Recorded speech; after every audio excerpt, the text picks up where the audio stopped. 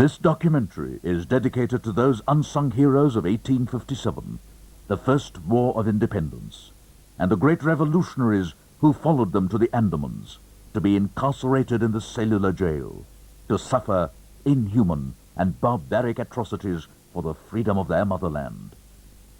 And those martyrs who made it possible for us to live with our heads high as free citizens of an independent country.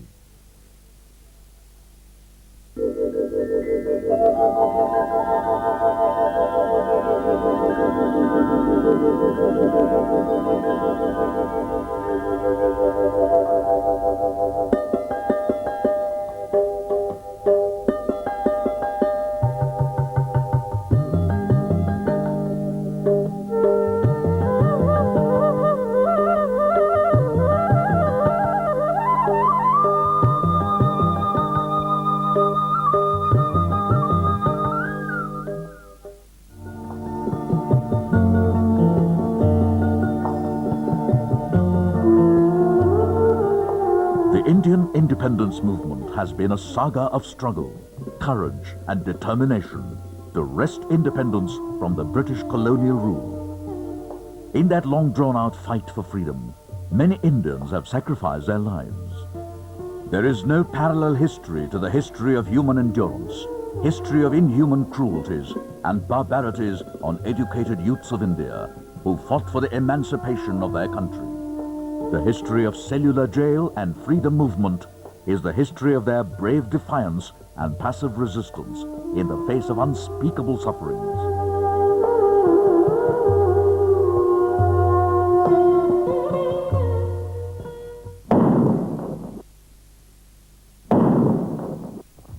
The British conquest of India was complete in 1856.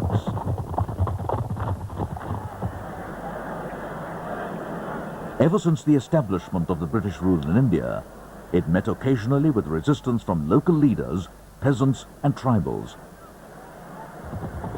Other dispossessed rulers, zamindars and chiefs, but these resistance were confined to smaller regions. The War of Independence against the British by the Indian rulers started from as early as 1757. Nawab Siraj-ud-Dawla of Bengal waged war against Lord Clive. Tipu Sultan defeated the British many times and checked British expansion in south. Rani Lakshmi of Jhansi fought bravely against the British. Nana Sahib and his brave and able leader Tantia Tope kept the British troops engaged for 2 years in central India and Rajputana. The great Maratha leader, Nana Fadnavis, led the first Anglo-Maratha War. During 1806, the company Sepoy revolted in Velo. And in 1824, the 47th Native Infantry revolted in Barrackpore. There have been scores of minor revolts against the British in different parts of the country between 1765 to 1856. But the mighty revolt of 10th of May 1857 that sparked in Meerut and assumed national character was the first war of independence of New India. Sparked on 9th May 1857 when 85 sepoys of native infantry were convicted for refusal to accept the greased cartridge in Barrackpore. Fanned by the blood and sacrifices of the martyrs, the revolt took the form of a gigantic fire which engulfed the entire nation. This was the fire which never extinguished. The sepoys made assault on Delhi, and Delhi was captured. 80-year-old Bahadur Shah, the last Mughal emperor, was proclaimed the Emperor of India. But soon after the widespread challenge and the initial setback, the British reinforced themselves and were able to suppress the revolt and arrest the revolutionaries en masse. And Mangal Pandey, who led the revolt against the British, became the first martyr. Delhi was recaptured by the British in September 1857, and Emperor Bahadur Shah was arrested and taken prisoner. He was tried and exiled to Rangoon jail in Burma, where he died in the year 1862.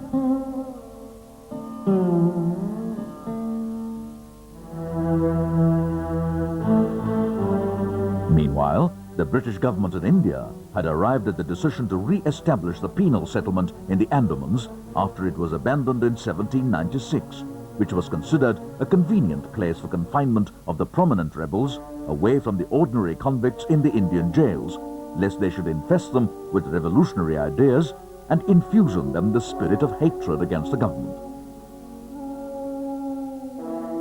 Thus, the First Indian War of Independence of 1857, termed as Sepoy Mutiny by the British, supplied the first batch of political prisoners lodged in the Andaman jail. On 10th March 1858, the first batch of 200 freedom fighters reached the Andaman, with Dr. J.P. Walker, the first jail superintendent of the penal settlement, 4 European officers, an Indian overseer, 50 brigadesmen, and 2 native doctors.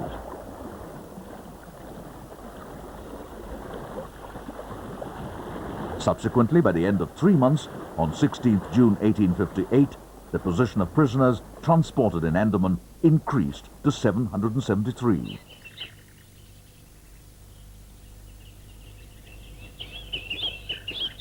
And soon, the Andaman acquired the notorious sobriquet of Kala Pani. The name Kala Pani was to infuse a sense of fear and awe. When the freedom fighters arrived, there was no adequate arrangement for their boarding and lodging. Immediately on arrival, the convicts were sent to clear Chatham Island. But due to shortage of drinking water on the island, Dr. Walker sent 3 gangs, each comprising of 25 convicts, to Ross Island for felling of trees and clearing operation for settlement.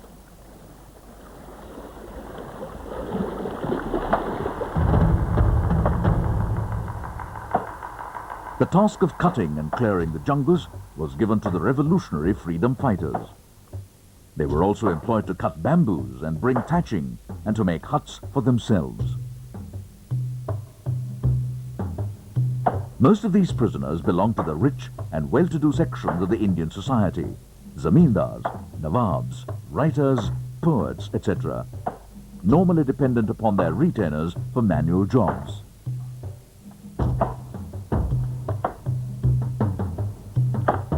The freedom fighters were subjected to soul-crushing labor in hostile conditions and were beaten mercilessly for the slightest lapse. The hardship and toil which they were subjected to were of severe nature, which were at times quite unbearable. The revolutionaries preferred death to such pathetic existence and were prepared to attempt an escape.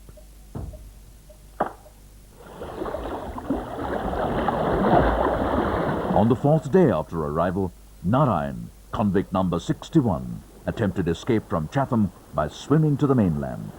He was made to alter his course by being fired at and was captured by a boat's crew, convicted for sedition and escape, and was executed on Chatham Island.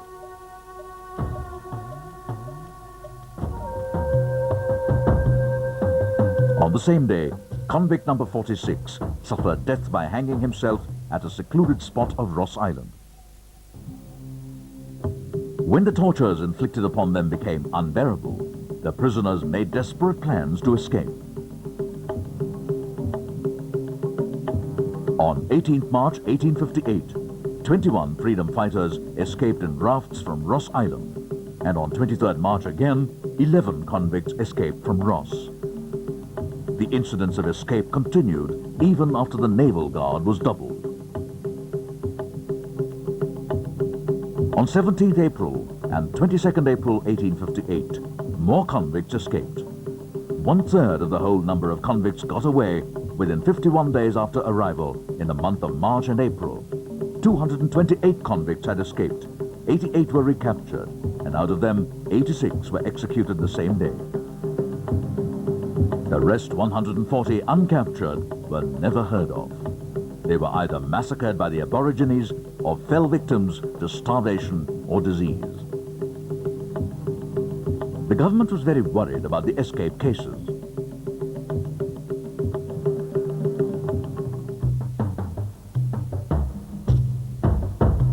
The cruelties inflicted on the political prisoners exceeded the limits of their endurance, which led them to adopt desperate measures to free themselves by force.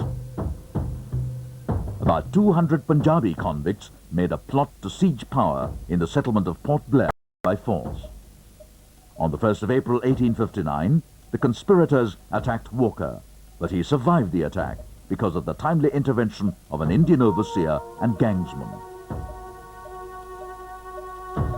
After this incident, the tortures inflicted by Walker increased, and the prisoners were handcuffed in pairs, and these handcuffs were never removed. On the other hand, the hostile attitude of the aboriginal tribes Andamanese towards the British and the freedom fighters whom they found occupying their homeland continued, and the freedom fighters were often left to fend for themselves without any kind of protection. The act of organized resistance against the British reached its climax on 17 May 1859 in what is known as the Battle of Aberdeen. This battle of liberation was fought to oust the British from these islands by the great Andamanese and liberate the land that belonged to them. Fortunately for the British, an escaped convict named Dudhnath Tiwari, who had escaped from Ross Island on 23 April 1858, who was treated kindly by the Aborigines and lived with them for about a year, came to know about the preparations going on for the attacks on the British. He left the camp at night and arrived at Aberdeen and informed about the attack, which gave the British time to make arrangements for the defense.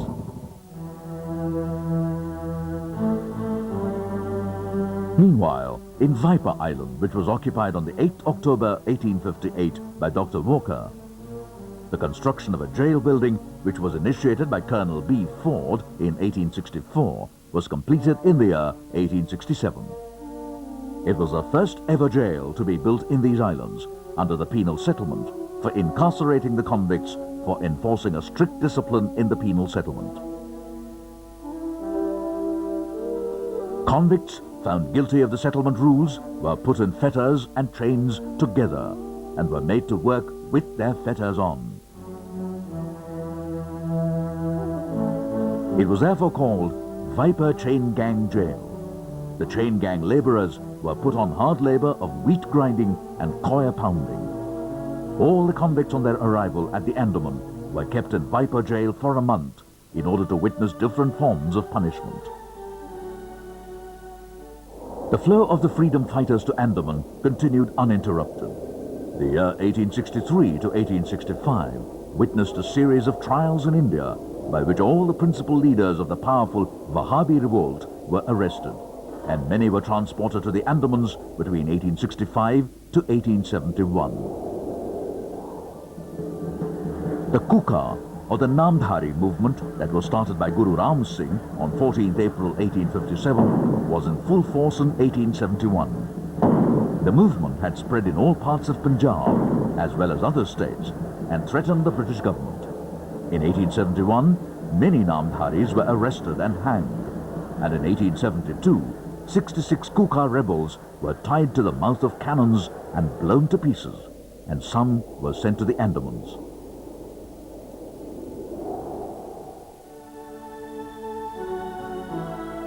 On 8th February 1872 occurred an incident in the Andaman that shocked the British Empire.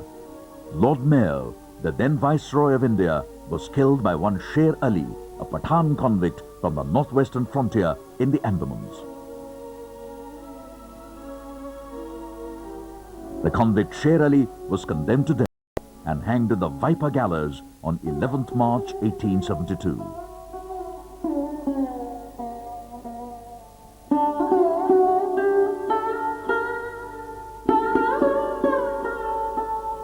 The Maharaja of Jagannath Puri, Gajpati Bir Kishore Singh Dev, was brought here on transportation, condemning him for a term of life imprisonment in 1879, concerning his involvement in helping the rebels in the First War of Independence, 1857.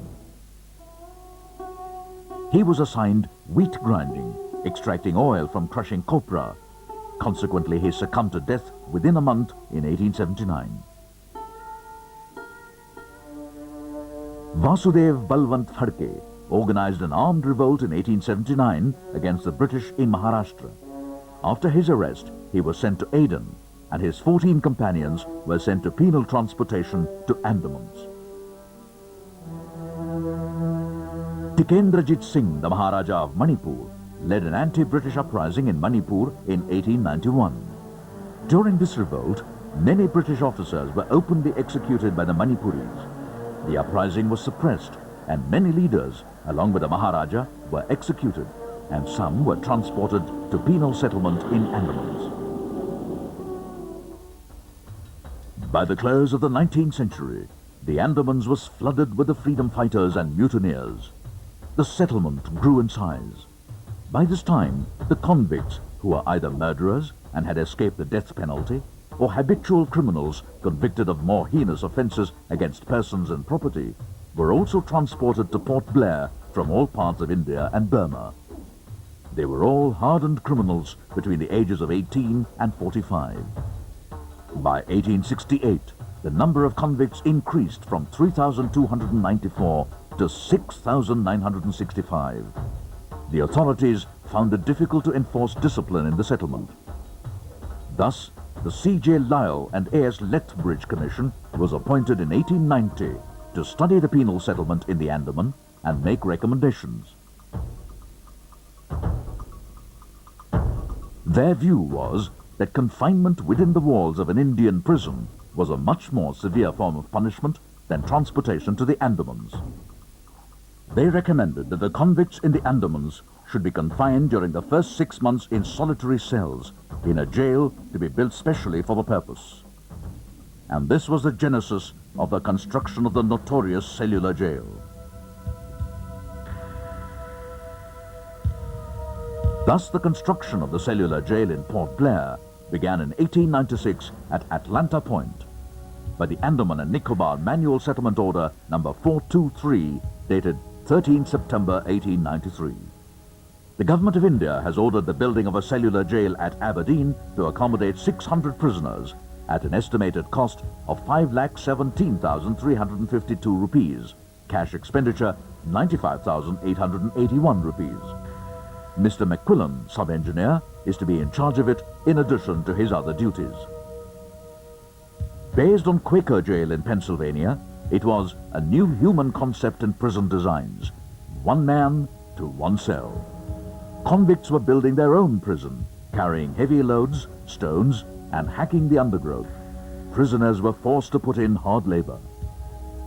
To accelerate construction work, about 600 convicts from different stations like Viper, Navy Bay, Phoenix Bay, Brichganj, and Dundas Point, etc. were engaged. About 20,000 cubic feet of local broken stone was used, while building materials were also brought in from Burma. The lime used in the mortar was obtained by burning raw coral from the innumerable coral reefs around the island. Some 30 lakh bricks made at Dundas Point and Navy Bay brick kilns were used to construct the jail.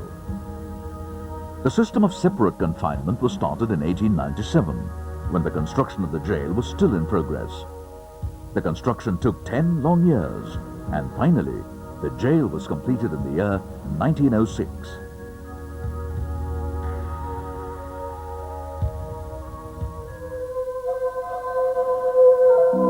Thereby starts a new chapter in the history of the Indian freedom movement. The agonizing story, the awesome massive ramparts that's known as the cellular jail.